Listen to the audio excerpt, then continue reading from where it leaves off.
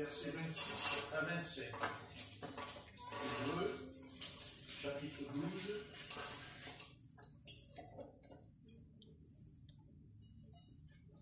Voilà.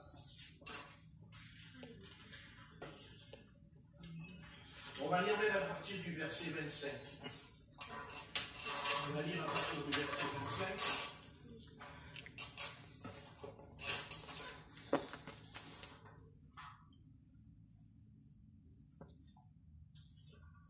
Voilà. Verset 25. Et qu'est-ce que dit l'auteur de l'Épître aux Hébreux? Gardez-vous de refuser d'entendre celui qui parle. Car si ceux qui refusèrent d'entendre celui qui publiait des oracles sur la terre n'ont pas échappé, combien moins échapperons-nous si nous nous détournons de celui qui parle du haut des cieux, lui dont la voix ébranla alors la terre, et qui maintenant a fait cette promesse. Une fois encore, j'ébranlerai non seulement la terre, mais aussi le ciel. Ces mots, une fois encore, indiquent le changement des choses ébranlées comme étant faites pour un temps, afin que les choses inébranlables subsistent. C'est pourquoi, recevant un royaume inébranlable, montrons notre reconnaissance en rendant à Dieu un culte qui lui soit agréable, avec piété et avec crainte, car notre Dieu est aussi un feu dévorant. Pour commencer, au verset 25, il dit « Gardez-vous de refuser d'entendre ». Je trouve que c'est très intéressant comme phrase par la bouche du Saint-Esprit, parce qu'il dit « Gardez-vous de refuser d'entendre ». C'est un peu ce que nous faisons. Nous pouvons venir à l'Assemblée, nous pouvons être corrects, mais le Seigneur, lui, ne se fie pas aux apparences. Parce que l'homme est toujours en train de croire ou de juger par les apparences. Mais les apparences sont trompeuses. Et celui qui connaît qui on est réellement, celui qui peut sonder en nous, parce que nous avons deux faces en nous. Une face qui se voit et une face qui est voilée en nous. Et nous sommes très doués. Nous sommes très doués pour faire ça. D'ailleurs, tout être humain qui vient au monde, il va naître comédien. La comédie. Nous sommes tous des comédiens.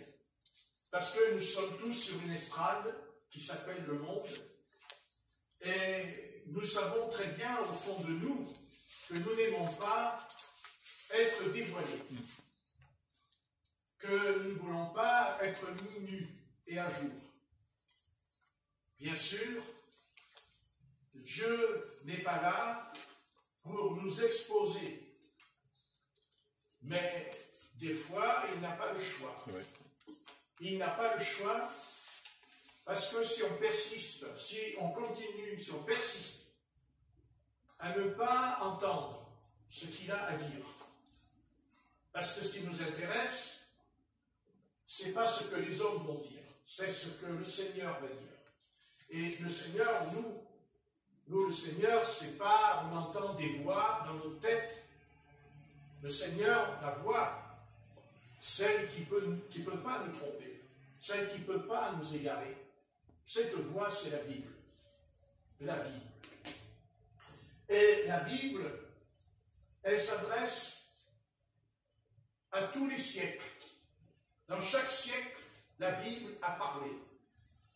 Mais quand Dieu a parlé dans la Bible, il a toujours pris un homme. Il a pris un peuple. Et quand le peuple du Seigneur désobéit, alors Dieu envoie un prophète. Dieu envoie un homme de Dieu.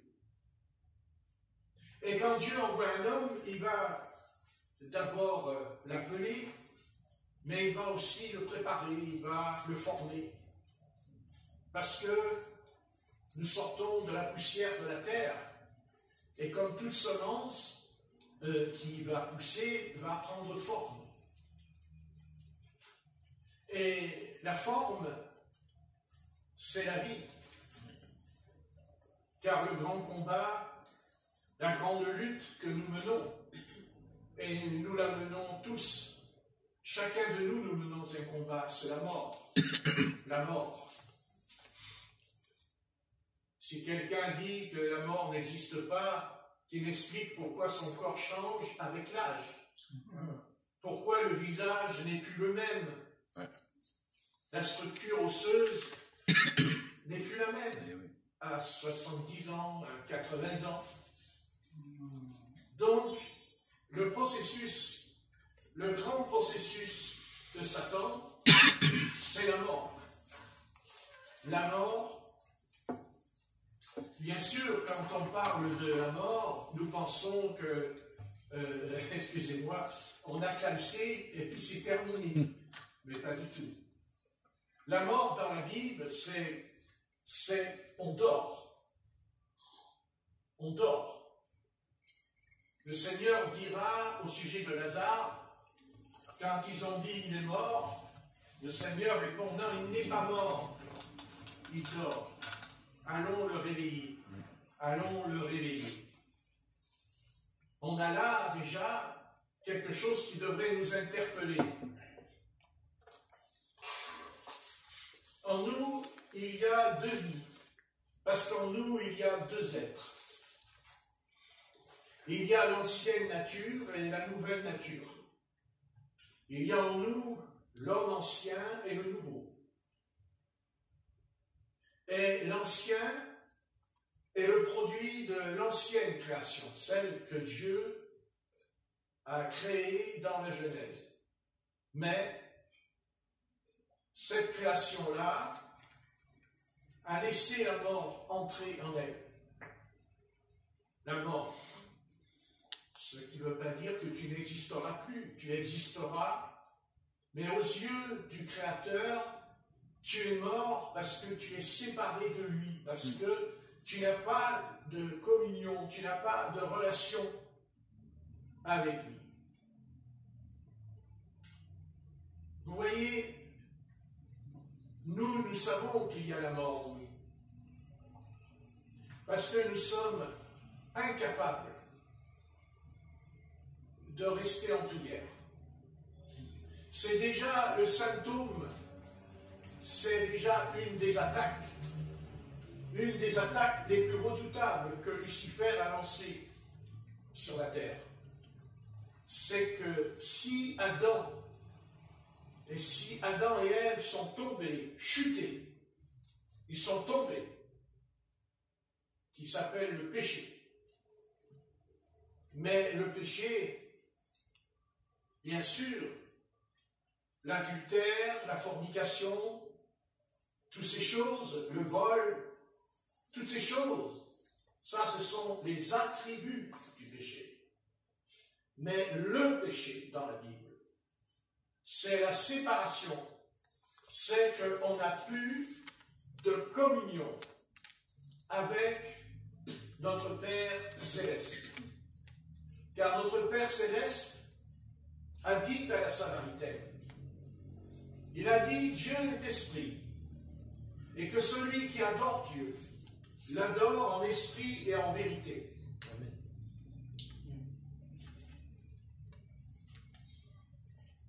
Nous nous posons la question,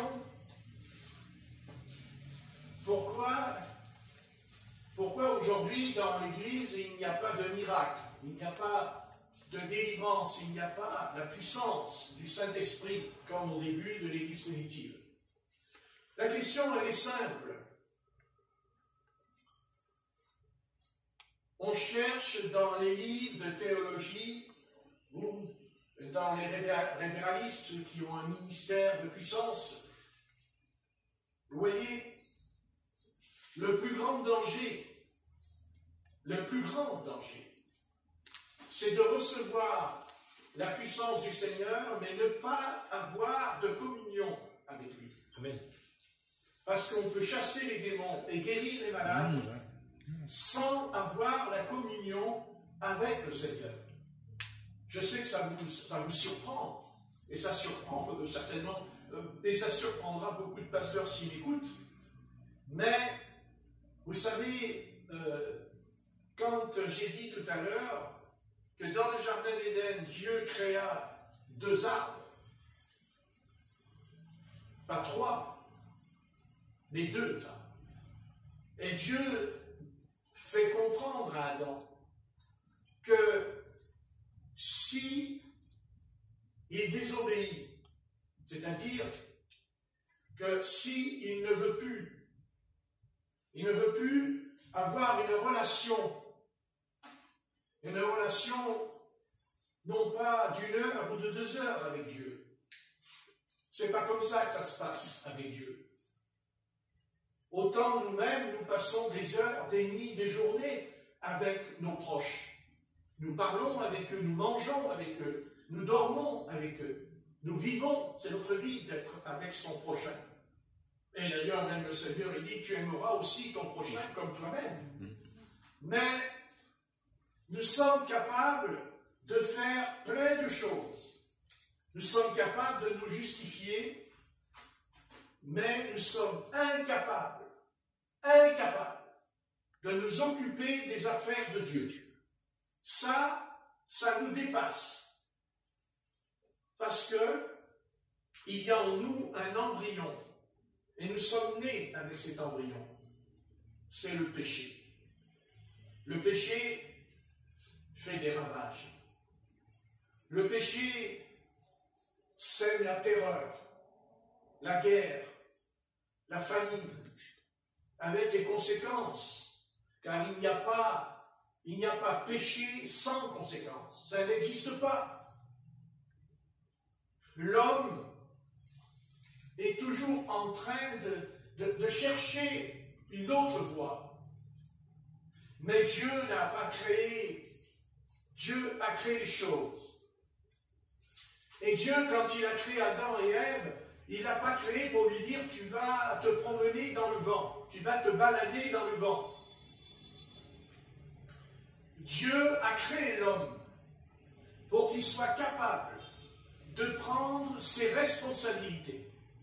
Parce qu'il y a une part de responsabilité. Et quand Dieu a appelé Noé, il a pris ses responsabilités. Il trouva grâce aux yeux du Seigneur, comme quoi, vous voyez, il y a la prédestination, puisqu'il dit « il trouva grâce ». Donc ça ne veut pas dire que Dieu ne l'a pas choisi parce qu'il était meilleur que les autres. Il ne l'était pas, puisqu'il a dormi tout nu. Donc il ne l'était pas. Donc Noé était un homme comme nous. Et il a trouvé grâce. Mais quand Dieu appelle Noé, il ne lui dit pas, tu sais, Noé, je vais frapper l'humanité, je vais la faire disparaître. Il ne restera plus rien. Mais comme tu as trouvé grâce, toi et ta famille, tu seras sauvé. Ça, c'est très bien. On est tous d'accord pour entendre la voix de l'Éternel. On est d'accord pour que le Christ nous dise, ben voilà, vous qui êtes fatigués, chargés, venez à moi, prenez mon joug, et tous les gens. On est tous d'accord. Il n'y a pas de problème. Notre problème, c'est qu'il y a une différence entre l'appel et le suivre. Le suivre.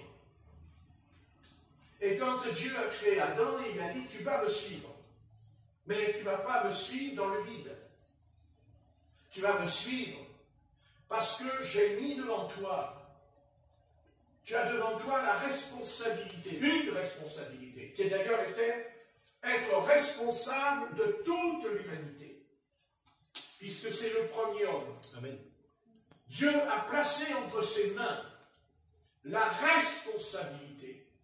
Dieu a mis en lui la capacité.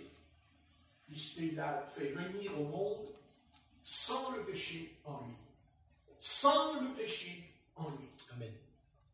Et c'est pour vous dire combien le péché est une arme entre les mains de Satan. Car c'est par le péché, dit l'apôtre Paul, dans l'épître aux Romains, il dira le péché. C'est, étalé, répandu, il dit, dans tous les hommes. La racine du péché est dans l'humanité tout entière. C'est le péché. Et ce n'est pas la peine de chercher dans les explications sociales. Tout ça, c'est du vent. L'homme ne veut pas entendre parler de la Bible. L'homme ne veut pas lire la Bible. Même ceux qui sont à la tête de l'État, ceux qui gouvernent le pays, ne veulent pas lire la Bible. Parce que ça les dérange. Parce que même s'ils sont chefs d'État, même s'ils sont ambassadeurs, même s'ils sont ministres, ils sont des pécheurs comme nous. Amen. Ils sont nés dans le péché comme nous. Et Dieu leur demandera des comptes. Non seulement pour eux, mais leur demandera des comptes parce que leur devoir, et le premier devoir d'un chef d'État, son premier devoir, c'est qu'il doit dire à chaque foyer, maintenant, on va vous donner une Bible. Vous allez prendre la Bible et vous allez la lire. Amen. Comme moi-même je vais la lire. Souvenez-vous, quand le peuple d'Israël est revenu de la déportation, quand il est revenu 70 ans plus tard, il revient, il retourne à Jérusalem pour reconstruire les murailles de Jérusalem, pour restaurer le temple. Cela ne s'est fait que sous une seule condition. C'est que la Bible dit que Néhémie a trouvé un livre. Amen. Il a trouvé le livre de Moïse, Amen. le Pentateuque, les 5 livres, Genèse, Deutéronome, les Nombres, Lévitique, Josué, les 5 livres. Et quand ils ont trouvé ces livres, ils sont entrés de nouveau. Ils sont entrés dans le plan de Dieu. Ils sont entrés dans le dessein de Dieu à l'origine. Amen. Et la première chose que Néhémie a mis en place quand les enfants de Juda sont revenus, parce que c'était la débandade, c'était le désordre, parce que les enfants d'Israël s'étaient mariés avec des femmes étrangères. Et Néhémie va même demander à ceux qui étaient mariés avec ces femmes-là, il leur a dit, vous devez les renvoyer. Vous devez couper, vous devez vous séparer. Amen. Pour que la malédiction s'arrête, pour qu'elle ne recommence pas. Et si vous voulez pas retourner à Babylone, Dieu a fait sortir Israël d'Égypte. Dieu a délivré Israël de la main de Pharaon, de son armée, qu'il a même envoyée au fond de la mer Rouge avec Pharaon. Dieu a opéré la délivrance jusqu'à envoyer 10 plaies sur une nation rebelle qui pratiquait la sorcellerie, qui pratiquait la magie. Souvenez-vous qu'ils ont pu faire comme Moïse, jeter leur bâton par terre et qu'ils sont devenus des serpents. Mais Dieu a fait sortir Israël. Dieu a délivré Israël parce que Israël était esclave, était dans la servitude. Exactement comme l'est aujourd'hui le monde. Parce que le monde, il est moderne, mais il est dans une profonde servitude. Il est prisonnier. Amen. Il est lié. D'abord, il est lié par le mal. Il essaye de faire le bien, mais le mal le rattrape. Parce que le péché, parce que c'est ce péché-là. Et le péché, c'est quand on n'a plus de communion, quand on n'a plus une vie d'intercesseur, une vie de prière avec Dieu, alors la vie spirituelle qui est en nous s'éteint. La vie spirituelle s'en va. Et nous sommes des cadavres ambulants. Nous savons que nous allons aller au cimetière. Personne, je défie n'importe quel homme sur cette planète. Nous allons vers le cimetière. Ce n'est pas la peine d'essayer de se convaincre le contraire. La réalité nous rattrape. Et même elle rattrape ceux qui s'y attendent le moins. Parce qu'il y a la mort subite sur la terre. La mort dans la guerre, dans les famines, dans les maladies. Tout ça prend sa racine. Parce que l'homme ne veut pas. Parce que Dieu ne demande pas à l'homme en disant « Tu vas couper avec le péché tout de suite, ben maintenant. » C'est impossible. Impossible. Par contre, Dieu dit « Si, à partir de tout à l'heure, tu commences à entreprendre une relation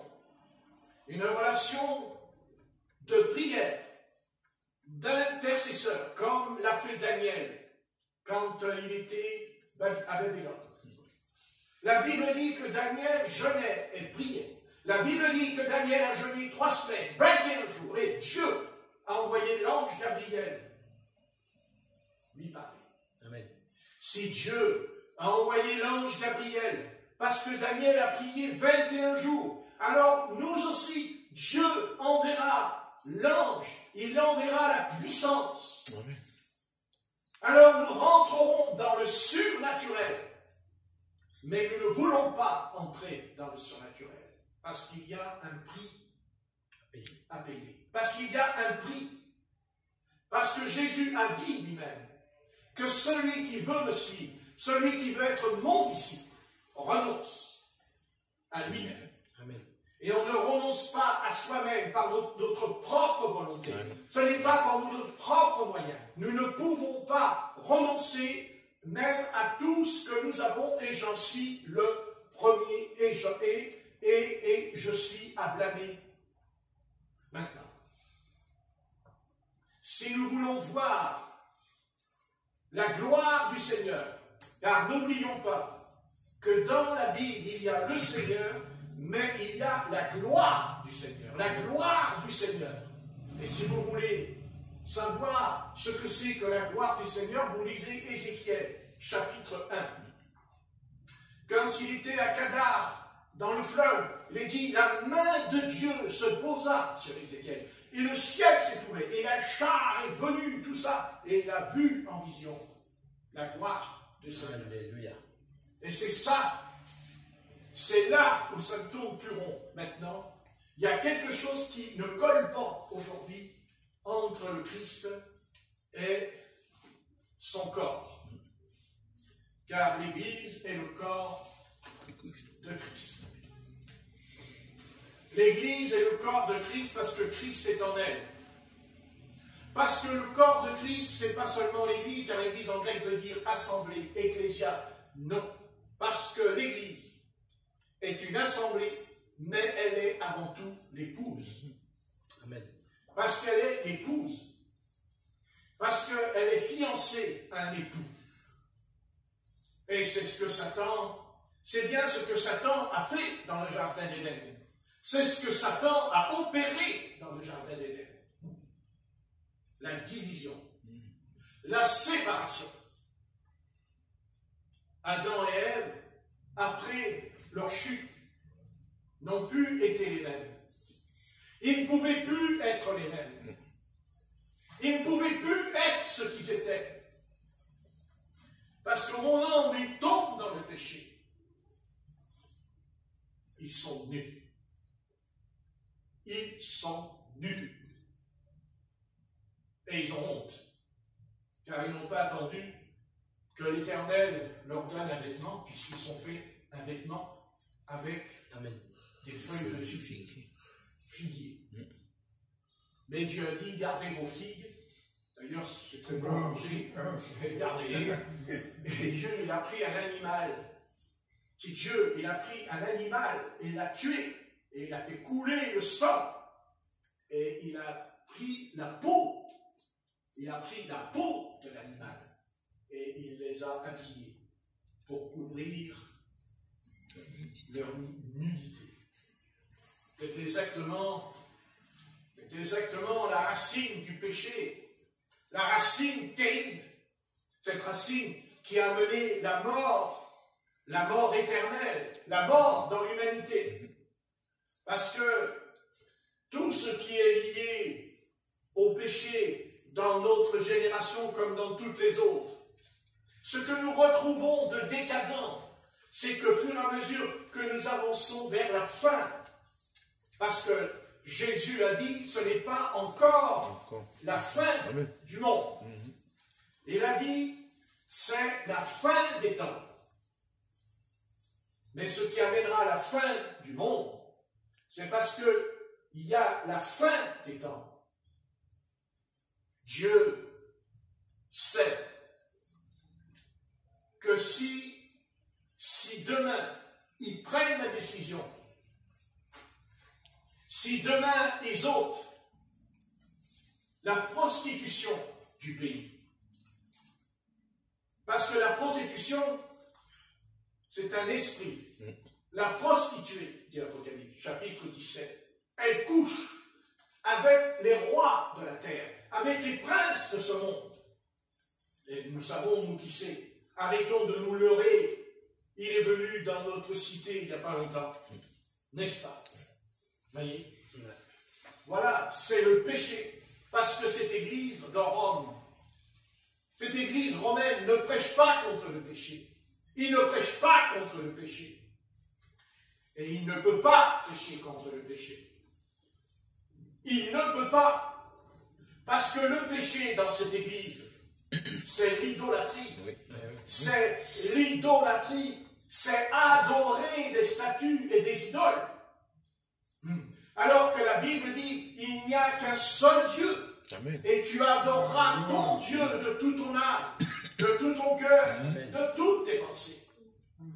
Donc comment voulez-vous que l'Église, parce que qu'est-ce qui devrait normalement remettre en place? Qu'est-ce qui devrait remettre en place les hommes? Quel est l'instrument, quel est l'élément qui pourrait chasser les ténèbres et les démons? C'est Jésus-Christ, mais au travers de l'Église, au travers de son corps.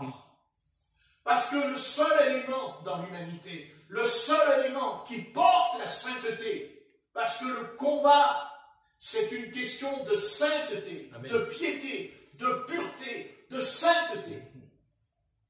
Et Satan a horreur de la sainteté. Satan est la sainteté. Parce qu'il est corrompu. Parce qu'il a chuté. Parce qu'il est le maître de l'art. A amené le corps de l'homme à se souiller. Car Satan savait que quand Adam est venu au monde, il était innocent.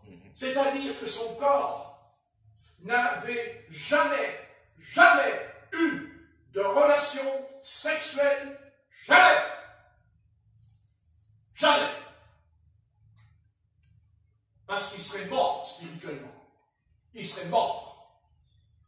Il n'y a pas de doute. Et c'est ce que Satan a fait. Mais l'adversaire, étant rempli de ruses et de subtilités, avait très bien compris, parce que c'est une chose que Satan a bien compris, parce que l'homme a du mal à comprendre ses origines. L'homme, il dit, mes origines, je sors du sein de la femme, parce que l'homme a déposé sa semence et un homme est venu. Mais c'est pas vrai. C'est pas vrai. Amen. Non. Non. Certes, nous sommes sortis du sein de la femme, mais nous sommes nés dans le péché. Et le péché est en nous. En nous. Et ce fléau, vous voyez, je suis heureux que le Seigneur, les pharisiens ont posé la question, mais alors, de qui sera-t-il le mari? Parce que, n'est-ce pas, la femme? Et le Seigneur dit, mais dans le ciel, il n'y a plus ce problème. Parce qu'il dit, vous serez semblables aux anges. C'est-à-dire les anges de Dieu. Les anges qui appartiennent à Dieu, les anges qui sont de Dieu, les anges qui aiment Dieu, ne vont pas dans ce sentier-là, ne sont pas tombés dans ce péché. D'ailleurs, on le retrouve dans Genèse chapitre 6. Vous voyez? Les fils de Dieu virent que les filles des hommes étaient belles. Elles prirent pour femmes. Et quand on dit le fils, les fils de Dieu, je sais là qui diront c'est la descendance d'Adam, mais ce n'est pas tout à fait juste. Parce que le mot fils de Dieu, on le retrouve dans le livre de Job, au chapitre 1 et au chapitre 2. Les fils de Dieu se présentèrent dans l'assemblée de Dieu. Et Satan est venu. Parce que Satan, autrefois, il était un fils de Dieu.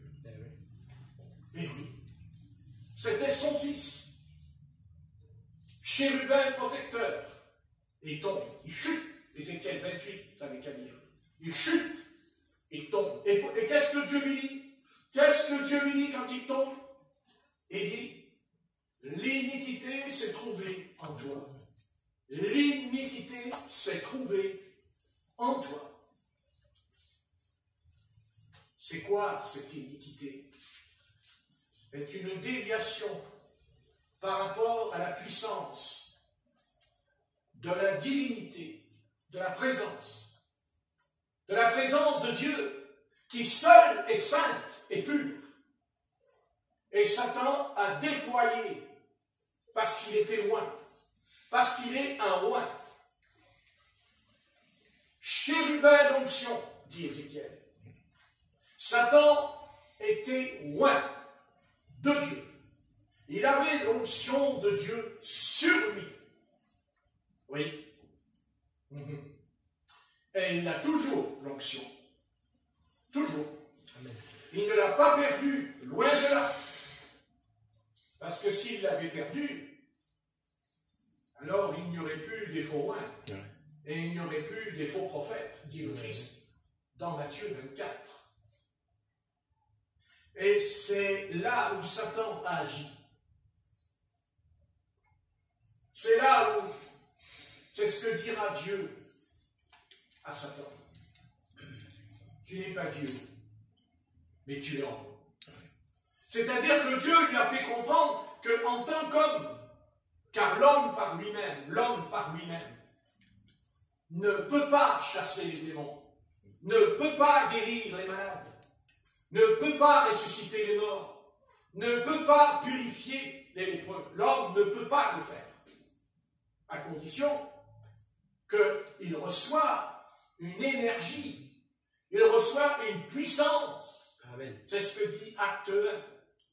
Vous recevrez une puissance. Le Saint-Esprit viendra sur vous. Voilà. Le souffle. Mais quel souffle? Quelle est son origine? D'où vient-il? C'est pour ça que le Seigneur dit à Adam, ne mange pas l'arbre de la connaissance du bien et du mal. Parce que Dieu savait que déjà Satan était tombé. Satan n'est pas tombé quand Ève tombe. Il est tombé bien longtemps parce qu'il n'était plus dans le ciel, il était en Éden. C'est écrit dans Ézéchiel. Amen. Tu étais le jardin de Dieu. Tu étais parfait en Éden. Mais c'est pour ça que d'où vient le serpent? D'où vient ce serpent? L'animal le plus rusé des animaux. Rusé, malin, intelligent. Mais c'est Satan qui a pris cette forme. Il a pris la forme. Il prend cette forme. Mais quand il la prend, il ne ressemble pas au serpent que nous connaissons aujourd'hui.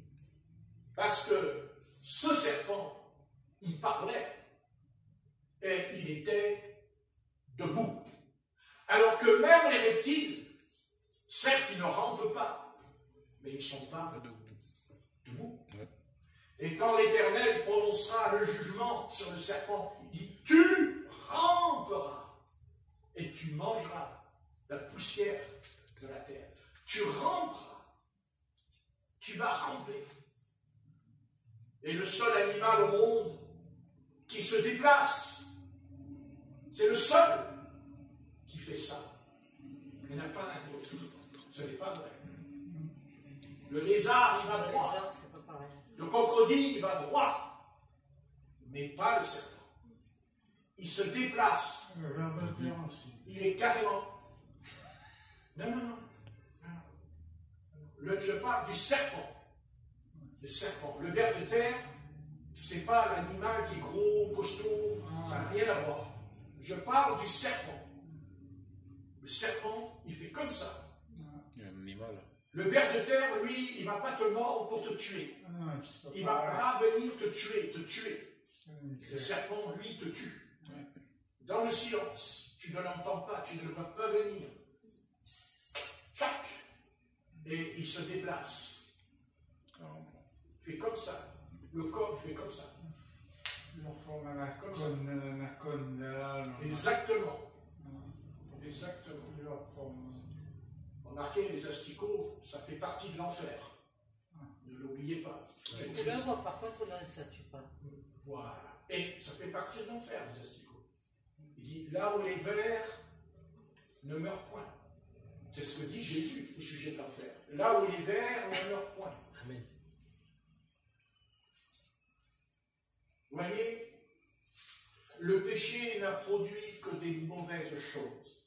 Le péché n'apporte que des mauvaises choses. Le péché n'apportera jamais quelque chose de positif, de bien. Le péché, c'est un rongeur. Le péché, c'est quelque chose de subtil. Mais c'est la mort. La mort.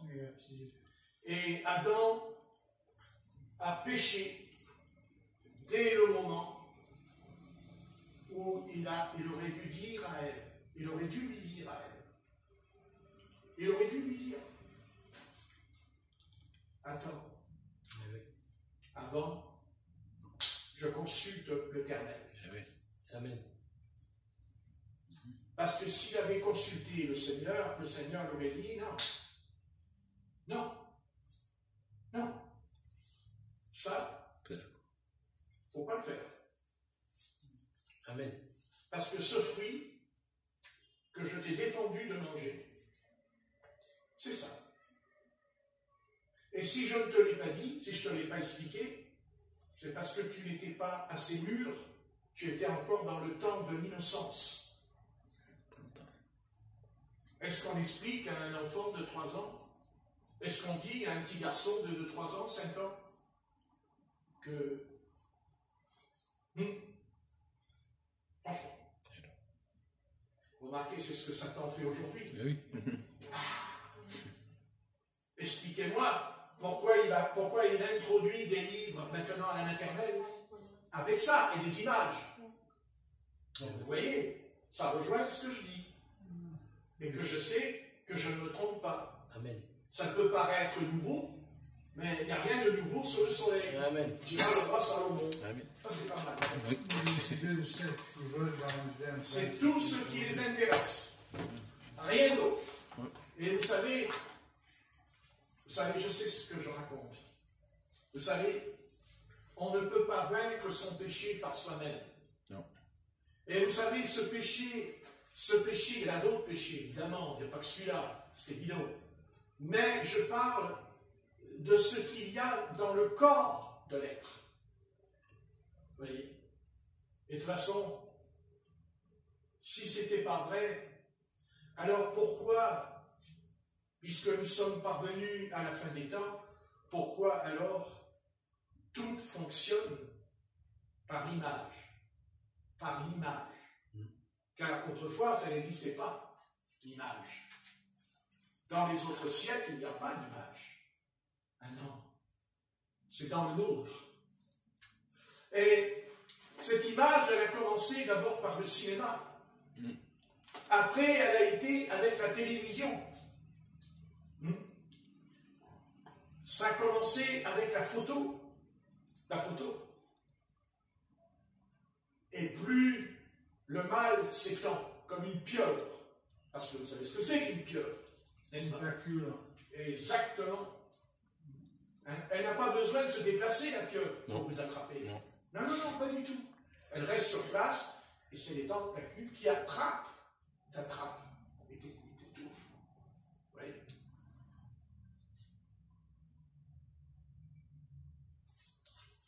Et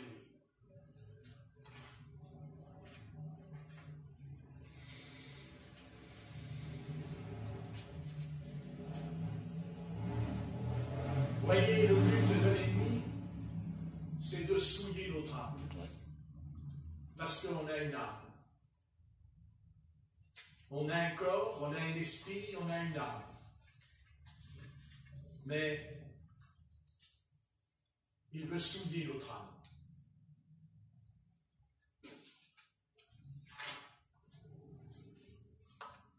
Et il a répandu sur la terre un des plus grands fléaux. Le fléau le plus grand de l'humanité. Le plus terrible de tous les fléaux que Satan a répandu sur la terre. C'est la pornographie. C'est la pornographie. À tel point que le gouvernement maintenant s'intéresse parce qu'ils ont découvert que dans la pornographie, il y a le crime. Il y a le crime. Alors ils vont essayer de quoi, je me pose des questions, puisque ça rapporte des centaines et des centaines de milliards à l'État, la pornographie. Mais qu'est-ce que c'est que la pornographie? La pornographie, c'est quelque chose qui n'est pas vrai. C'est quelque chose qui n'est pas vrai. La pornographie, ce n'est pas vrai, ce n'est pas réel. C'est quelque chose qui projette, quelque chose qui... Comment on va l'expliquer? La pornographie, quand on regarde un film pornographique, ça veut dire qu'on est faible, sexuellement. Ça veut dire qu'on est faible. Et qu'on ne peut pas satisfaire son désir, on ne peut pas satisfaire son besoin. Et Satan a inventé, il a créé cette chose, afin que chaque âme qui est dans sa chambre, remarquez, je veux dire, avant il n'y avait pas la pornographie, ça n'empêchait pas ce péché, le péché personnel, de le faire. Pourtant, il n'y avait pas la pornographie, il le faisait, ça c'est certain. Mais il le faisait moins que maintenant. Ce n'était pas répandu comme maintenant. Parce qu'il n'y avait pas l'image. Au début, il y avait des photos dans les années 1900, même avant 1900, il y avait déjà des photos. Mais après, il y a eu le film. Et la photo, c'est quelque chose qui est figé. Donc déjà, l'adversaire savait qu'en regardant la photo, notre imagination allait s'exciter. Mais il a été plus loin. Il a rendu cela comme si c'était en mouvement, comme si c'était vrai. Et évidemment, c'est très grave, parce que quand les hommes et les femmes, et même des couples, parce qu'il y en a plein, et même moi j'ai connu des couples chrétiens qui regardaient les films pornographiques parce qu'ils me l'ont dit. Ça les aidait à faire l'amour. Quand ils regardaient le film, ça les aidait, parce qu'ils n'y arrivaient pas. Alors ils mettaient le film, puis ça marchait après. Vous voyez? C'est pour vous dire le déploiement des démons, le déploiement des ténèbres dans la chambre. Pourquoi? Parce que je vous l'ai dit tout à l'heure, notre relation avec Dieu est une question d'esprit à esprit. Amen. Et l'adversaire entre dans notre âme au travers des images. Seulement, là où c'est terrible, c'est que nous nous disons, oh, c'est pas si grave comme ça. Parce que si je le fais en vrai, là, c'est grave. Sinon, c'est pas vrai. Parce que dès l'instant qu'on regarde ce genre de film, c'est comme si on était avec eux. C'est comme si nous participons avec eux. Mais oui, c'est exactement pareil. Puisque de toute façon, suite à regarder ça, on passe à l'acte. Remarquez, un acte solitaire, un acte qui est rempli de solitude, un acte où la personne, c'est comme si elle était tout seule sur une île. Elle est tout seule sur une île. Voilà. Quand un homme, une femme, ou même un jeune homme, une jeune fille pratique ce genre de choses, elle plonge dans la solitude, d'où il y aura des problèmes psychiques en elle. Il y aura des hauts, des bas, déséquilibrés. D'ailleurs, c'est tout ce que Satan sait faire. Nous déséquilibrer, nous faire perdre l'équilibre. Satan veut qu'on vacille. Il veut nous ébranler. Il ne veut plus qu'il y ait de fondement. Ou alors il en veut, mais il établit en nous des fondements qui sont faux. Bien sûr, qui sont faux. Bien sûr. Nous serons toujours attirés vers l'obscur. Nous irons toujours vers l'obscurité. Nous irons toujours vers les ténèbres, sauf s'il y a une intervention de la part de l'Esprit de l'Éternel. Car souvenez-vous, c'est toujours l'Esprit de Dieu qui règle le problème. Alléluia. Dès le commencement de la Genèse, n'est-ce pas? La terre était telle forme et de l'Esprit de Dieu se mouvait. Oui, il était comme la colombe. Comme la colombe. Car n'oublions jamais que le Saint-Esprit peut prendre une forme. Le vent, le feu, la nuée. Mais c'est toujours Yahvé. C'est je suis celui qui suis qui se déplace. C'est lui qui est en mouvement par le souffle. Parce que seul le souffle. Car si tu es là maintenant, c'est parce qu'il y a en toi le souffle. Amen. C'est-à-dire quand tu respires. Amen. Quand tu respires. Et Dieu t'a créé avec des poumons. Car sans les poumons, c'est fini. Amen. C'est fini. En un instant, tu tombes et tu t'en vas de l'autre côté. C'est certain. T'as qu'à essayer. Vas-y, mets ta main sur ta bouche pendant un quart d'heure. Même pas un quart d'heure, hein. Tu mets pas sur la bouche. Le nez et la bouche, comme ça. Ouais. Vas-y, serre et tu vas tomber par terre. Parce que tu n'as plus de l'oxygène. Tu n'as plus d'air. Pourquoi? Parce que tu ne le sais pas encore. C'est le souffle que Dieu a mis quand tu étais dans le sein de ta mère.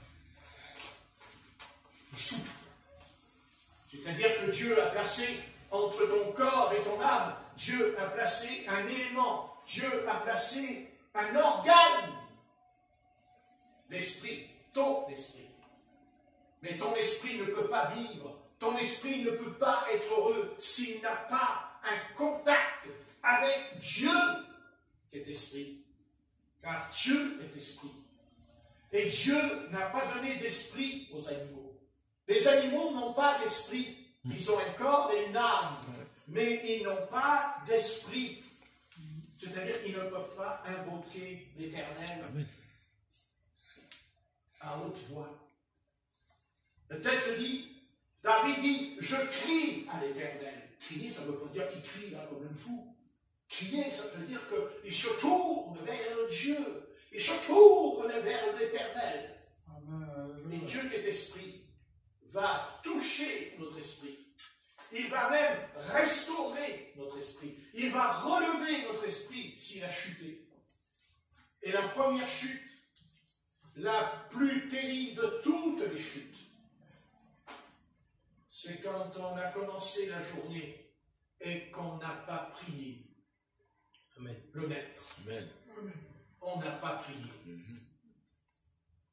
Quand on ne prie plus, quand on ne lit plus la parole du Seigneur avec équilibre, la porte est ouverte à toutes sortes de démons. Parce que les démons, contrairement à ce que nous ignorons, eux aussi, ce sont des esprits surnaturels. Ce qu'on appelle le monde surnaturel. Ce qu'on appelle l'au-delà. Derrière la barrière du temps, il y a un voile qui nous sépare entre les morts et les vivants. Ce qu'on appelle le Hadès, le séjour des morts. N'est-ce pas? Si tu n'as pas un moment, si tu ne passes pas un moment avec ton Seigneur dans ta chambre, pendant, excusez-moi, je le répète, j'en ai rien à faire ceux qui disent des choses sur moi. Moi je dis, entre dans ta chambre et ferme ta porte. Entre dans ta chambre et ferme la porte. Et pas dit, laisse la porte ouverte. Ferme ta porte. Amen. Pour plus entendre les bruits. Amen. Les bruits de ce siècle, les bruits de ce monde. Et commence à prier. Et si tu ne peux pas prier à haute voix, tu pries par la pensée. Tu restes là, devant Dieu, pendant un moment. Tu dis non, je ne me lèverai pas. Je cherche Dieu. Parce que Dieu, vous voyez, Dieu, lui, il ne se montre pas comme ça. Il se cache. Dieu. Amen. Il se cache parce que s'il se montrait, on serait détruit tout de suite. On serait anéanti tout de suite. Personne ne peut se tenir devant lui. Personne. Seuls ceux qui ont le sang de l'agneau sur eux, qui les couvre du sang. Car sans le sang, nous sommes condamnés à être détruits. Car la Bible dit, celui qui voit Dieu meurt. Et oui. Et pourtant, il est amour. C'est écrit, Dieu est amour. Mais nous sommes dans un tel état, dans un état lamentable. Ouais. Et pour résoudre ce problème, il n'y a qu'une solution, c'est de faire comme Daniel. C'est de commencer à prier, de commencer à étudier les prophéties. Comment Daniel il a su que le peuple d'Israël devait retourner à Jérusalem? Parce qu'il a lu les prophéties de Jérémie, c'est écrit. Parce qu'il a étudié les prophéties, mais parce qu'aussi il a prié. Mais quand il a commencé à prier, qu'est-ce que dit l'Éternel? Le prince de Jabba l'a résisté pendant 21 jours. Amen. Et à un moment donné, il y a l'ange Michael qui est venu pour aider dans ce combat, dans cette lutte. Et comme dit Paul, nous n'avons pas à lutter contre la chair et le sang, mais contre les esprits, contre les princes, les autorités, les puissances qui sont dans les lieux célestes. Il est temps que le Seigneur envoie un réveil. Il est temps que l'Esprit de Dieu envoie un réveil. Parce qu'autrement, il ne restera pas grand-chose de cette Église qui est née à Jérusalem, qui est née à la Pentecôte. Parce que Pentecôte, c'est pas simplement une fête qu'on fête 50 jours après la Pâque. Pentecôte, c'est l'effusion de l'Esprit Saint. C'est l'effusion, c'est la puissance de Saint-Esprit qui descend. Et même si Jésus-Christ est parti, même si Jésus est monté dans le ciel, et il est monté, c'est écrit dans Acte 1, que les disciples regardaient à tel point. Pourquoi? Il dit pourquoi avez-vous les yeux fixés car il reviendra de la même manière. Mais en attendant, qu'est-ce qu'il vous a dit dans l'évangile de Jean? Je ne vous laisserai pas orphelin. Qu'est-ce que c'est qu'un orphelin? Qui n'a pas de père. Je ne vous laisserai pas orphelin, mais vous recevrez la puissance du Saint-Esprit. La puissance du Saint-Esprit. Mais malheureusement, nous sommes dans un siècle, il y a longtemps que le Saint-Esprit est même pire que ça. Il y a longtemps que le Saint-Esprit a quitté l'Église du Seigneur Jésus-Christ. Ah, vous me dites, ah bon? Et bien sûr, parce que je vous ai expliqué tout à l'heure que Satan c'est un oint, que Satan est oint, que Satan il a l'onction. Et il y a bien longtemps que l'onction, de l'ennemi s'est installée dans l'Église, surtout l'Église du XXe siècle. Et là maintenant c'est de pire en pire. Parce qu'il y a deux arbres. Parce que quand je parle de deux arbres, je parle de l'arbre de la vie et de l'arbre de la mort. Et la puissance de Satan. Quand Satan vient et dit pas, je vais te tuer. Non. Satan vient et dit, moi aussi j'ai l'onction. Moi aussi j'ai l'onction. Moi aussi. Et même pire que cela.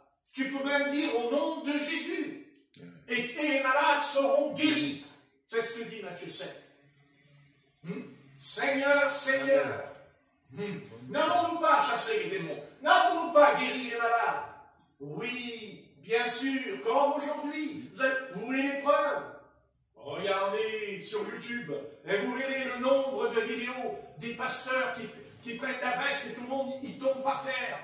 Vous pensez que les gens, quand il y a une cinquantaine, une centaine de personnes qui tombent par terre, vous croyez qu'elles tombent par terre comme ça? Non, non, non, non, non, non, non, non, non, parce que dans la veste du pasteur, il y a une onction, mes amis. Et les gens, ils tombent à la renverse, par terre. Et quiconque va dans ces réunions va rencontrer cette onction. Même s'il dit je ne veux pas, il tombera par terre parce qu'il y a l'onction, il y a même une ambiance qui descend. Ouais. Et alors tout le monde dit, oh c'est merveilleux, fantastique. Oh, c'est la gloire de Dieu qui descend, dis donc. Oui. Bon, le problème, c'est que les sœurs en Christ, elles ont les cheveux courts, carrément rasés sur la tête. Maintenant, elles sont tatouées, parce que maintenant, elles ont des tatouages maintenant. La nouvelle génération, quand elles chantent, ils ont des tatouages sur les bras. Vous voyez ce que je veux dire? Et puis, je vais m'arrêter, le machin, tout le bazar. Et ça, c'est l'onction de Dieu. Ah, mais que ce que dit l'Éternel à Moïse? Et dit, tu mettras une huile sainte. Une huile sainte. Amen. Depuis quand le Saint-Esprit, comment serait-il corrompu qu'il descendrait sur quelqu'un et qui va dans le péché? Sans compter la mondanité, sans compter l'argent et tout le bazar qu'il y a en ce moment. Non. Non, bien aimé. Non, non, non, non, il ne faut pas se tromper. Hein. On n'a pas le droit à l'erreur. Hein. C'est trop tard maintenant. L'erreur, c'est plus pour maintenant. Parce que là, maintenant, c'est fini. Soit nous avons la vraie puissance de Jésus-Christ ou la fausse puissance. Ça, c'est sûr. Et ce qui m'intéresse, c'est la source. Amen. Et comment je saurai que la source est vraie? Parce que ma vie sera sanctifiée. Parce qu'il y aura la sanctification. Amen. Et le Christ l'a dit dans l'Épître aux Hébreux. Nul ne verra le Seigneur sans la sanctification. Ne faites pas croire que quand des chorales de jeunes chrétiens chantent avec des tatouages sur les jambes et sur les bras, il faut arrêter de me faire croire que ça c'est l'onction du Saint-Esprit. Il faut arrêter de me faire croire que quand les jeunes ils sont mini-jupes, les jeunes filles, hein, non, non, non, ça c'est le Saint-Esprit. Vous savez, je vais vous étonner. Je suis tombé sur une photo de William Branham. Il y a sa femme et il y a ses deux filles avec lui, à côté de lui. Eh bien, croyez-vous pas, elles sont en mini-jupe. Elles sont en mini-jupe. Ah, vous voyez? Vous voyez? Pas aussi simple, hein? Pas aussi simple. Pas aussi simple. Vous savez, le plus grand danger, oh, vous savez, si un jour Dieu me donne la puissance, je suis d'accord. Mais alors écoute, Seigneur, s'il te plaît, il faut que tu me brises en morceaux. Il faut que tu me brises en morceaux. Parce que je n'ai pas envie de tomber comme eux. Amen. Je n'ai pas envie de me retrouver dans la mondanité comme eux. J'ai pas envie. Ça ne m'intéresse pas. J'ai pas envie. Moi, je veux rester un homme simple. Tout simple. Pas plus. Pas plus. Il n'est pas besoin de super costumes comme ils ont. Costumes qui brillent même, avec des bagues partout. Qu'est-ce que c'est que ça? N'est-il pas écrit? Dépouillez-vous. Amen. Non. Amen. Pas écrit ça. Ah non, c'est pas écrit ça. Non, c'est écrit que pour le temps des apôtres, pas pour le nôtre. Ah non, c'est pas pareil. On n'est pas dans le même monde. Ouais, oui, mais Jésus-Christ, lui, est le même hier, aujourd'hui, éternellement. Et le Seigneur, il n'a pas changé. Il disait, je ne suis pas là pour faire de la morale. Ça ne m'intéresse pas, la morale. Ce qui m'intéresse, c'est que l'Esprit Saint qui est en moi, le vrai, pas le faux, le vrai. Mais il faut que l'Esprit Saint est vrai, il faut que moi aussi je sois vrai. Amen. Parce que moi, si je ne suis pas vrai, à un moment donné, l'Esprit Saint, il s'en va. Oui, mais il y en a un autre qui vient. Ah ben, il y en a un autre qui vient. Parce que comment voulez-vous, si le Saint-Esprit se retire, comment? Je ne vais pas me poser la question. Je ne vais pas me poser la question. Je vais dire, ah, comment ça se fait que je ne fais plus des miracles au nom de Jésus-Christ quand j'impose les mains? Comment ça se fait que je ne chasse plus les démons? Parce que l'onction est partie. Mais Satan a dit, mais t'inquiète pas, tu ne perdras pas l'onction. Tu ne perdras pas les dons. Et ils ne les perdent pas. Mais ceux qu'ils ont perdus, c'est l'humilité, la sainteté, et surtout la doctrine apostolique, la Bible. La Bible. N'est-ce pas? Ah oui. Eh oui. Eh oui. C'est comme le grand évangéliste Oral Roberts que j'ai regardé quand il était jeune, quand il avait 30-40 ans. J'ai écouté ce message extraordinaire. Les malades sont guéris. Moi j'ai vu un petit garçon qui est guéri. Sa jambe, elle se remet, il marche, ils sont en l'air. Merci, Seigneur. Mais 20 ans, 30 ans plus tard, je l'ai revu là. Je ne le reconnais plus. Je ne le reconnais plus. Habillé presque comme le roi Charles. Habillé, tous les costumes, tout. Et pire que ça, à partir des années 70, il a commencé, les petites sœurs, écoutez, j'ai des vidéos, je ne l'invente pas, des petites sœurs de l'âge de Cindy, en mini-jupe, qui dansent dans l'église en mini-jupe, avec des chauds. Si vous voyez ça, vous allez tomber par terre. Et après, je vous montre comment il était au début, le pasteur Oral Roberts, l'évangéliste Oral Roberts. Il était formidable. Mais à partir des années 70, il chute. Et pourquoi il chute? Parce qu'il construit un building. Je l'ai vu, le building, un gratte-ciel énorme. Il a construit. Et dans le gratte-ciel, il y a des sœurs qui travaillent. Vous savez comment? Comme ça. Et bien voilà. Vous voyez, bien sûr, quand il prie, il y a des malades qui sont guéris, toujours. Mais, non.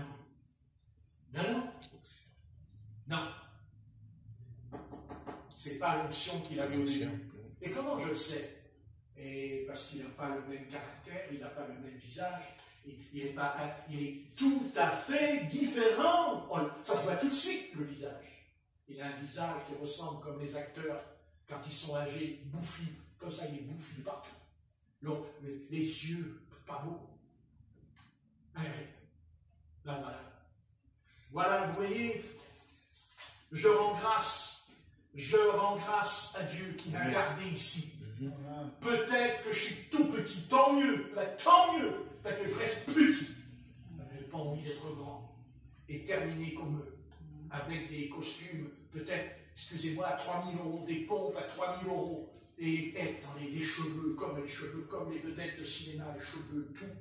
Ça coûte combien des coupes pareilles? Des coupes, la coupe, c'est fou.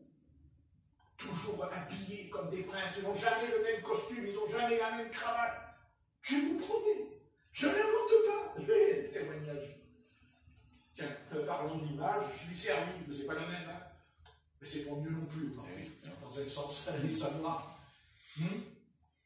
Non, bien aimé. Non. Vous avez gardé le cap. Gardez-le. Amen. Vous avez gardé le cap. Parce que votre pasteur garde le cap. Tout simplement. Parce que quand je parle, peut-être que ça vous chiffonne par moment, mais regardez à la fin. Regardez, vous n'êtes pas mondain. Vous n'êtes pas tombé dans ces pièges. Allez, non, n'y allez pas, n'y allez pas, n'y allez pas. Ce n'est pas la peine d'y aller, vous allez être déçus. Vous allez être déçus en voyant les assemblées. Vous allez être déçus. Ouais, ça c'est sûr. Combien de fois j'ai vu des sœurs qui étaient assises à côté de moi, n'est-ce pas? Et puis il y avait la jupe en long, mais fendue jusque-là. Là, fendue jusque-là. Et comme ça c'est dit, on va dire tout jusque-là. Et ça parlait en langue, et ça prophétisait dans l'assemblée. Mais oui, vous me dites, mais c'est pas possible. Si, parce que c'est écrit, c'est ce qui arrivera à la fin. Ça s'appelle l'apostasie. Tout simplement. C'est ça l'apostasie.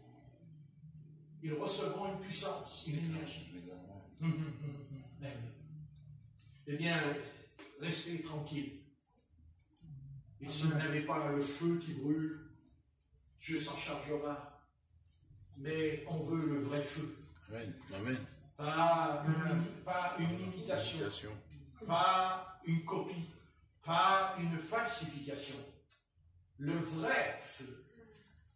Et il commence quand nous commençons, nous, déjà, par passer du temps dans la prière avec le Seigneur. Et le reste, Dieu s'en chargera. Il est assez grand. Heureusement, c'est pas le Seigneur. Il connaît les choses. Amen. Il connaît les choses. Restez comme vous êtes, cheveux longs, jupes longues, habillés décemment. Et les hommes, pareil, pas d'alcool, pas de cigarette, pas de cinéma, pas de théâtre, pas d'opéra. On la secte, dis donc. Vache! Dans la secte! Et dans la secte! On ne fait plus rien. Et même, il nous dit, il faut jeûner. On ne mange plus.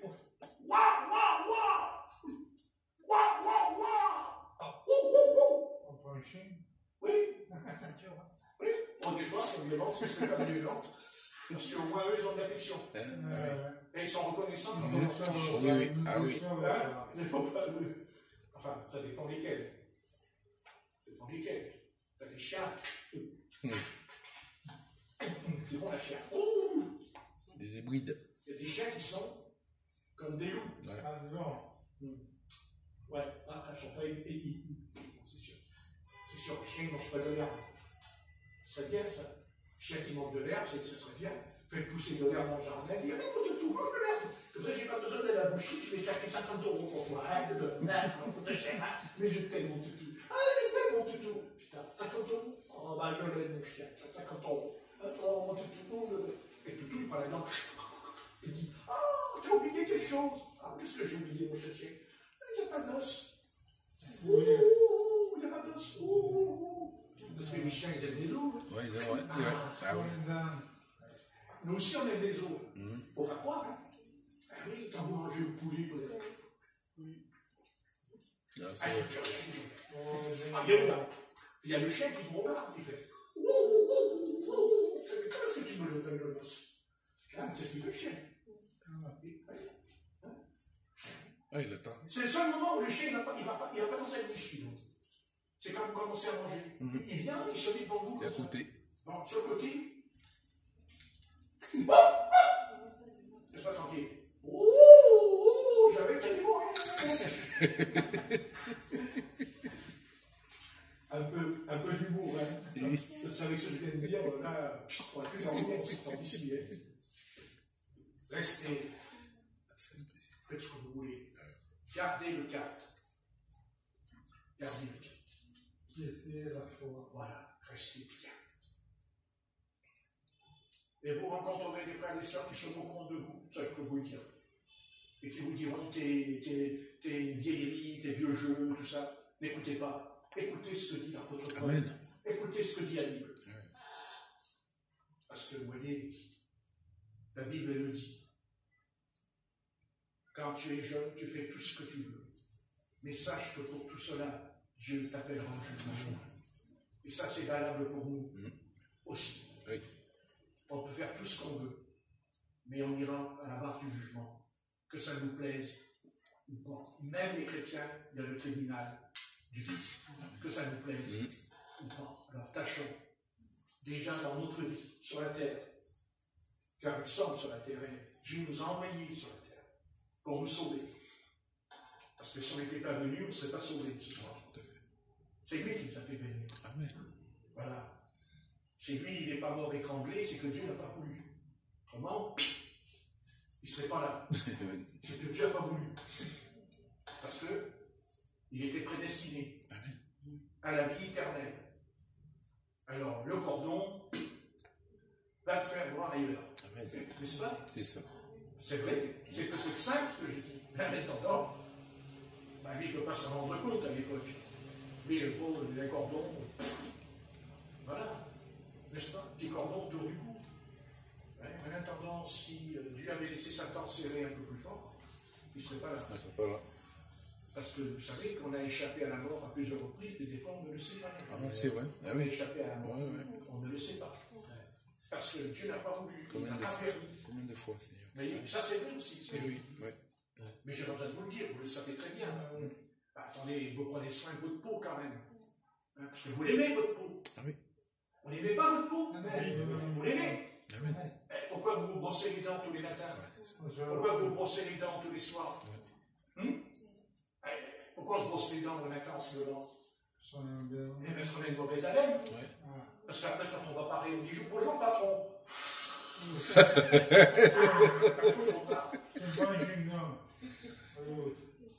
Oui, mais le chewing-gum, il lave pas les dents. Non. Le chewing-gum, ça c'est un dérivé. Voilà le dérivé.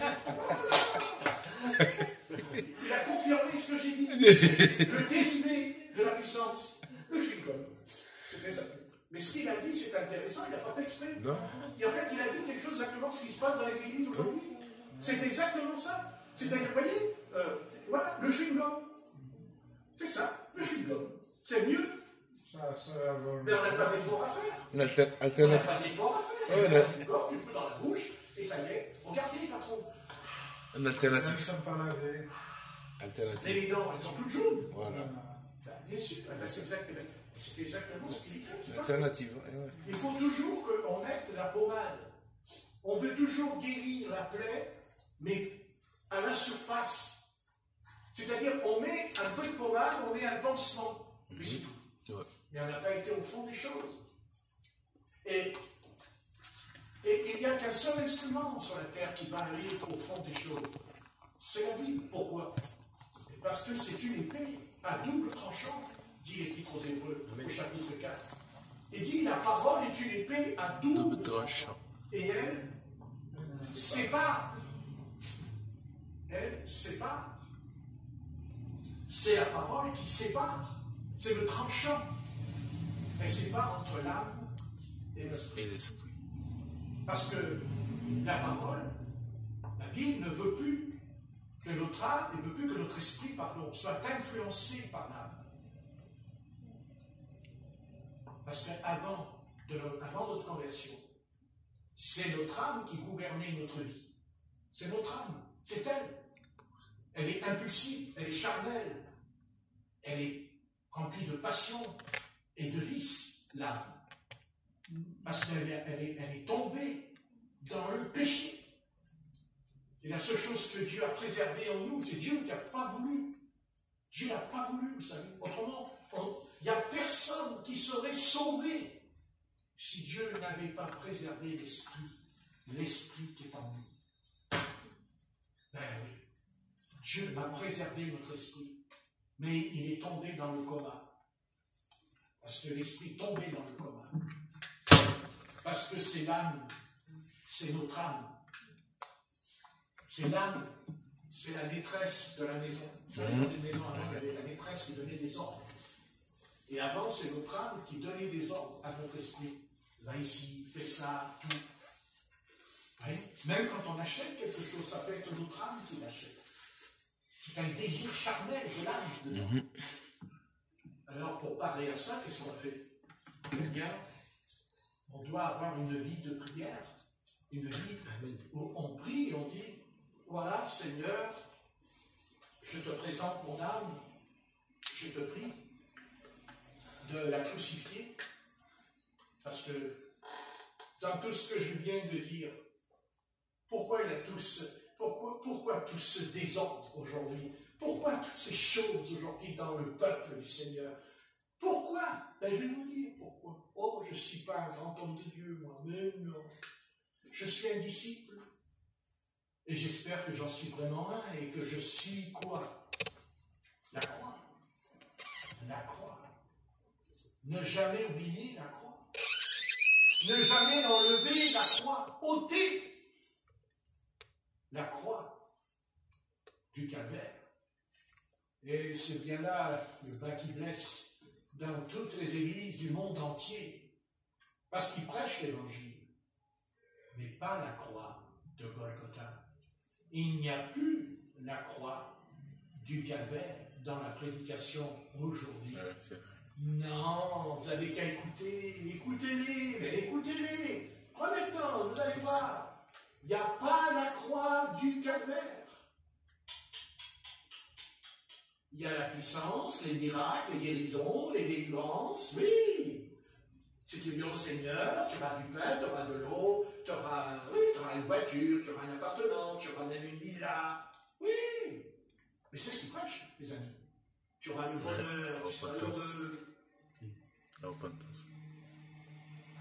Ça, ce n'est pas l'évangile de Jésus-Christ. Ça, ce n'est pas l'évangile de Jésus-Christ. Ce n'est pas l'évangile selon Jésus-Christ. L'évangile, c'est la croix de Golgotha.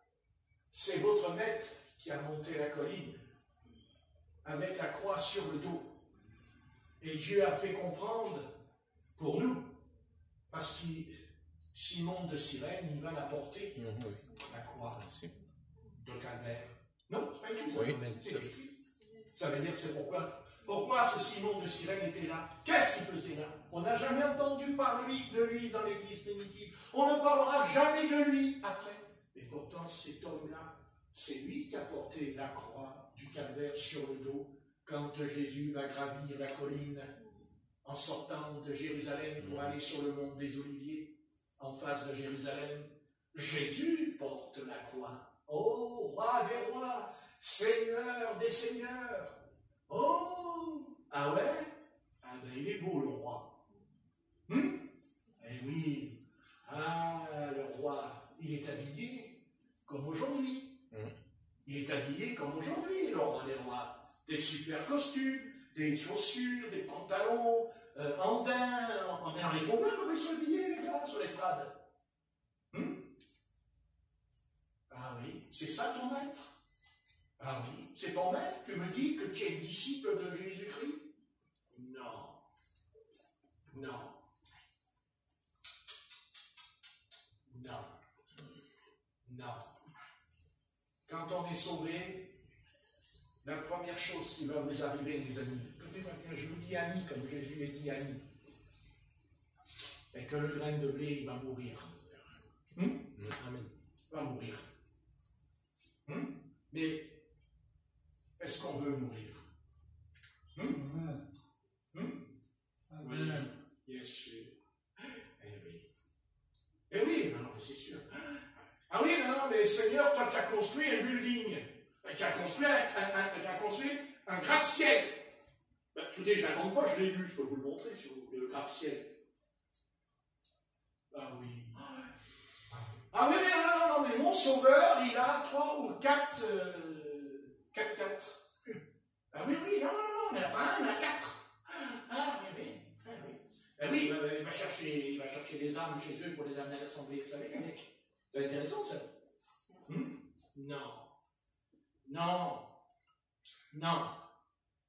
Non, Jésus, il est puissant. C'est vrai. Jésus, vous savez, il n'a même pas besoin d'imposer les mains. La femme qui avait la perte de sang a touché son vêtement et elle est guérie en quelques instants. Mais Jésus comparaîtra devant Pilate, avec une couronne sur la tête, avec sa barbe qui a été déchirée, car ils ont déchiré sa barbe. Ils l'ont frappé avec le fouet, se moquaient de lui. Et comme un agneau, il a été conduit à la boucherie, sans rien dire. N'est-ce pas? Amen. Non? Oui. Amen. Et oui, c'est sûr. Il n'avait ni beauté, ni éclat pour attirer le regard. C'est pas le cas aujourd'hui, les gars. Hein? Faut voir un peu. Hein? Il ressemble comme à la télévision, les vedettes sur l'estrade. Non, ça, c'est pas mon maître. Mon maître, je le connais, heureusement pour moi. Oh non. Non, non. J'ai pas dit qu'on doit être pauvre, j'ai pas dit qu'on doit marcher par terre tout nu. Non, c'est pas vrai. Mais soyons un peu sérieux quand même, maintenant. La croix, Golgotha, et dans une prédication, s'il n'y a pas la croix du calvaire, ou même si on ne la prêche pas, mais en tout cas, elle est en nous quand on prêche. Amen. Elle est en nous quand on prie. Le maître est passé par là. Hein. C'est-à-dire, il faut que je meure d'abord, pour avoir la vie. Il faut que je meure. Parce que je ne peux pas ressusciter si je ne suis pas mort, hein, excusez-moi. Ce serait incroyable, ça, que je ressuscite et je ne suis pas mort, moi. On ressuscite parce qu'on meurt d'abord. Et le grain de blé qui est mis en terre, s'il ne meurt, ne porte pas de fruits. Jean chapitre 6. N'est-ce pas? Oui. Amen. Alors, laissons-nous mettre en terre. Amen. Mais pas seulement, mais mourir. Mais par contre, si on meurt, on ne restera pas dans la terre. Non, parce que la tige va sortir. Oui. Parce qu'il y aura les graines qui vont venir. Il y a la balle qui va venir. Amen. Mais il y a le grain. Parce que la balle, ce n'est pas le grain. La balle, c'est une membrane qui entoure le grain, qui porte le grain. La tige, ce n'est pas le grain. Elle porte le grain. N'est-ce pas? L'église catholique romaine, ce n'est pas le grain. L'église protestante, ce n'est pas le grain. Non, non, non, non. Il porte le grain. Il porte le grain, il sort de la terre, il pousse. Il y a la tige, après il y a les grecs, après il y a la balle. Et dans la balle, il y a la vie. Mais cette vie qui est en haut, elle était d'abord dans la terre. Elle était dans la terre, elle était mise en terre. Oui, oui. Puisqu'après, quand vous prenez le grain de blé, vous ne l'arrachez pas en bas de la terre, vous ne doublez pas la terre pour manger le grain de blé. Non, il est en haut, vous l'attrapez, vous le frottez. Vous voyez ce que je veux dire? Il est en haut. Il est en bas. Il est en bas. Je peux faire ça toute la nuit pour qu'on comprenne. Hein? Et en bas, il y a la nuit. Vous voyez? La nuit et le jour. N'est-ce pas? Mais le grain de blé, quand il va en terre, il est d'abord, il est mis comment? Il est mis dans les ténèbres. Il est dans les ténèbres. Ouais. On est d'accord. Au fond de la terre. Dans les ténèbres. Ouais. Mais est-ce qu'il reste dans les ténèbres? Non. Et pourquoi il ne reste pas dans les ténèbres? Mais parce qu'il y a la Il y vie. a la vie. Amen. Et la vie, qu'est-ce qu'elle fait? Elle est attirée vers la lumière. Lumière. Ah, le grain, il dit non, je sors de la terre. Parce que je vais vers le soleil, je vais vers le jour. Parce que c'est le soleil qui fait. S'il n'y a pas de soleil, s'il n'y a pas d'eau, le grain de blé, il ne sort pas de la terre, il meurt. Mais il meurt dans le sens que c'est lumière. Mais le grain de blé, il ne meurt pas parce qu'il y a la Il lumière. porte la vie. Amen. Et pourtant, il n'y a pas de lumière dans la terre. Alors pourquoi il sort? C'est parce que c'est la lumière qui frappe les cailloux. Et cette lumière, elle traverse les cailloux. La lumière, elle traverse les rochers. Elle traverse. Ben, regardez, des fois dans la rue, quand vous marchez, vous n'avez pas vu sur le bord des entrées des immeubles, il y a des petits arbres qui sortent du béton. Ils sortent, oui. Vous n'avez pas vu? Oui. D'ailleurs, de plus en plus en ce moment. C'est normal, il n'y a plus de jardiniers dans cette ville. Donc, ils sortent. Mais pourtant, ce n'est pas du béton. Et comment ça se fait qu'elle sort du béton? Comment ça se fait que c'est que du ciment, le trottoir? Et parce qu'au sous le trottoir, il y a la terre. Qu'est-ce que vous croyez? Il y a la terre en dessous. Oui. Voilà. Et comme la lumière, elle frappe le trottoir. Mais la lumière, elle va jusque. Parce que il y a peut-être une petite ouverture dans le ciment, où il y a un petit morceau de terre, tout petit. Et la lumière, elle frappe ce morceau de terre. Et d'un seul coup, vous n'avez pas vu, il y a plein de petits arbustes qui sortent sur le bord. Oui? Oui, c'est vrai. Personne ne peut arrêter ça. Parce que c'est Dieu. Parce qu'il est Dieu. Parce que Dieu est dans le petit arbre qui pousse là, près de chez vous, dans le ciment. Amen. Et bien c'est pareil pour nous. Pareil pour nous. Nous étions perdus dans le monde avec un tas de ciment sur la tête, c'est-à-dire le péché, les épreuves, la vie, mais ça ne fait rien. La semence, elle sort. Et malgré tout ce qui se passe aujourd'hui sur la terre, l'apostasie, le péché, eh bien non, on est là. On est là. Eh oui. Eh bien oui, on est là. Et qu'est-ce qu'on fait? On dit quoi? Oui, c'est bien. On dit Alléluia et gloire au Seigneur. Gloire au Seigneur. Eh oui. Parce que seule la semence du Seigneur loue Amen. le Créateur, puisque c'est lui qui en est le garant et le Créateur. C'est exactement ce que le Créateur a fait de nous. Eh bien oui. Eh bien voilà. Voilà. Jésus est le grain. Le grain qui a été planté en terre, eh oui, à Golgotha, au Calvaire. Mais il n'était pas tout seul quand il a été. Il n'était pas tout seul. Nous y étions. Nous étions. Ah bon? Comment tu sais? Parce que c'est écrit. Et c'est écrit. Paul dit, nous étions prédestinés avant la fondation du monde. Voilà. C'est pour ça que vous croyez au Seigneur. Pourquoi vous lisez la Bible? Pourquoi vous venez à l'Assemblée? Vous venez parce qu'on vous dit de venir à l'Assemblée? Non. C'est parce qu'il y a quelque chose qui vous pousse. C'est le Saint-Esprit. Comme Siméon dans le temple. Amen. Hein? Siméon, il vient au temple poussé par le Saint-Esprit. Il n'a pas dit, je vais au temple. Mais quand il est poussé par Saint-Esprit, il rencontre qui? Un petit bébé. Mais ce petit bébé, c'est Jésus. Oui. Le roi des rois. Amen. Le Seigneur des seigneurs de l'univers qu'il avait là dans ses bras. Et il dira, ô Seigneur, aujourd'hui mes yeux ont vu ton salut, salut pour tout ton peuple et pour tous les peuples de la terre. Il dira, voilà. Il a prié, parce qu'il voulait, il a prié pour voir Jésus, c'est écrit. Il voulait le voir avant de mourir. Mais il l'a vu. Pire qu'il l'a vu. Il l'a pris dans ses bras. Alléluia. Alléluia. Il l'a pris dans ses mains. Oh. Peut-être que lui n'a jamais eu de bébé. On ne sait pas, c'est pas écrit qu'il était marié et tout. Mais on sait qu'il était souverain, sacrificateur. C'était pas souverain, il était sacrificateur, un prêtre. Ah oui. Ben oui. Et Marie est venue. Voilà. Elle a dit, ben voilà, je fais ce qui est écrit dans la loi. Au bout de 8 jours, tu présenteras tout premier-né. Voilà. Et il a prié, il a prié. Et tout allait bien pour Marie. Elle était contente. Oh, mon bébé. Enfin, moi, je sais d'où il vient, mon bébé. Hein. Ben, c'est pas vraiment le mien. Ben non. Ben non, c'est le Saint-Esprit. C'est même pas le bébé de Joseph. Non. Ben, elle a tout le bien, c'est formidable. Oh, merveilleux. Regardez. Oh, ce petit bouchon là, ce petit truc là. Et pourtant, il est ressuscité des morts. Alléluia. Il va venir nous chercher bientôt. Mais il n'est plus un bébé. Comme veut nous faire croire une certaine église. Le petit bébé dans la crèche. La crèche. Le petit Jésus. Le petit Jésus. Mais Jésus, il est assis à la droite de Dieu. Jésus, dans l'Apocalypse, chapitre 1, ses yeux sont de feu. Vous n'avez pas lu?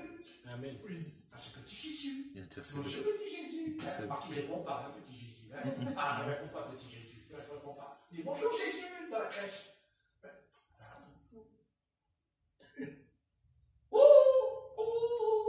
Il n'y a rien. Rien du tout. Il n'y a rien. Ben, c'est parce qu'en vérité, c'est de l'idolâtrie. Ouais, c'est ça. Ah oui. Eh oui. Vous voyez l'adversaire? Vous voyez l'adversaire? Même à pas le bébé, il est idolâtre. Et les rois qui sont venus de Babylone. Adoré. Nous cherchons le roi des Le roi rois des rois. qui vient de naître. Ce n'était pas des juifs, que je sache. Non. Ce n'est pas des juifs. Tu sais voir là-dedans avec les juifs. Bien. Au contraire, les juifs, quand on leur a dit, ils ont dit, ah bon, à quoi il y a le Messie qui est né? Et moi, tout de suite, elle dit, ah, il y a le Messie qui est né. Bon, ça, c'est pas bon pour moi, ça. C'est pas bon. Pourquoi c'est pas bon? Parce qu'après, ils ont lu les textes, ils ont été chercher les textes de la Torah, et ils ont dit au roi, le roi est né. Oui, Quand il dit que le roi est né, voilà, c'est pas bon pour moi ça. Ça c'est pas bon. Alors il a dit à ces gens de Babylone, et il leur a dit, écoutez, repartez, et si jamais vous l'avez trouvé, vous me le dites, j'irai moi aussi l'adorer. Ah oui. Non mais lui, c'est pas pour l'adorer, c'était pour le tuer. C'était pas la même chose.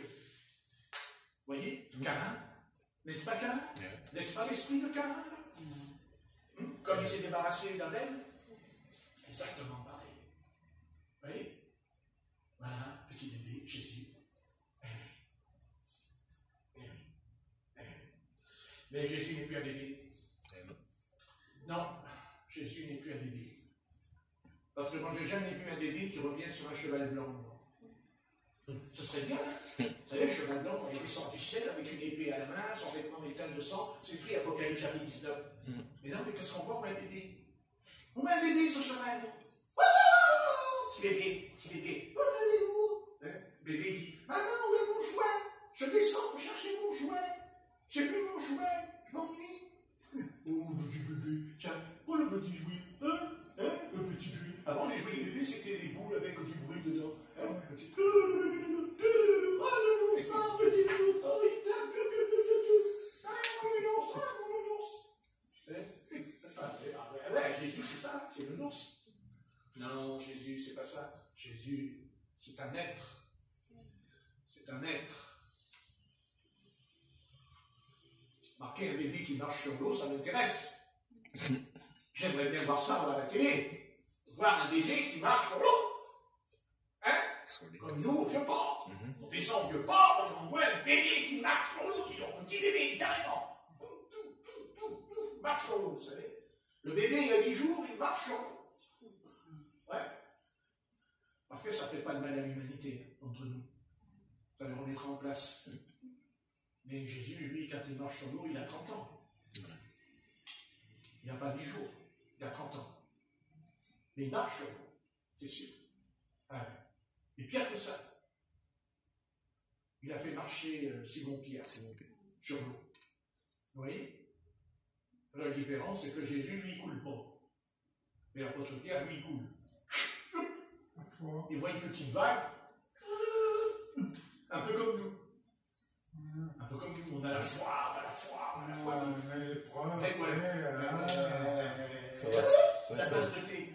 Ça vacille.